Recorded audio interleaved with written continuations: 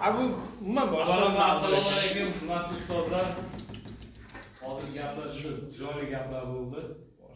Ayniqsa o'g'il gaplarni rostdan nazar qildik.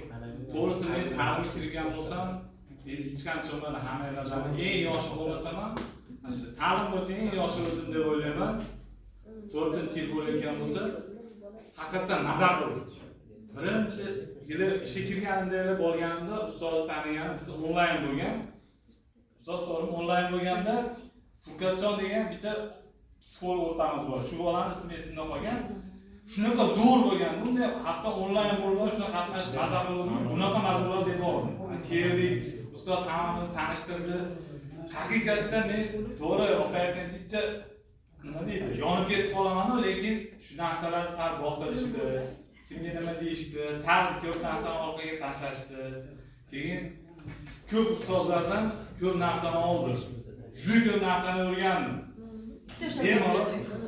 Bitta misol keltirib, mana qiziqda endi.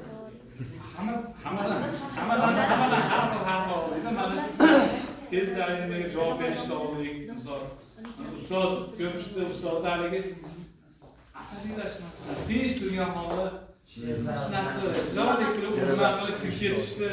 Demak, faqat asabiylashtirib bo'lib, aql chaqirib, chiroyli gapirib, hamma narsa nima desa o'zgarsa bo'lar ekan. Yaxshi gaplar bilan ham shu nimani boshqarsa, boshqa qilsa bo'lar ekan.